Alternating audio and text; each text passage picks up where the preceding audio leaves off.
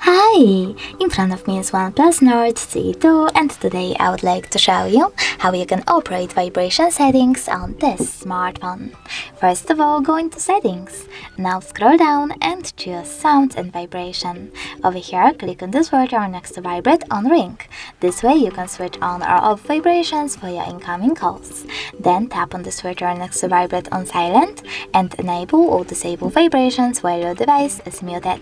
Following that, you need to scroll down and click on the switcher next to Reduce Notification Feedback on full screen if you wish to switch on or off this feature. Lastly, tap on More Sounds and Haptics and click on the switcher next to Vibrate on Touch to switch them on or off. Thanks so much for watching. If you enjoyed this video, don't forget to leave a like, comment and subscribe. Bye!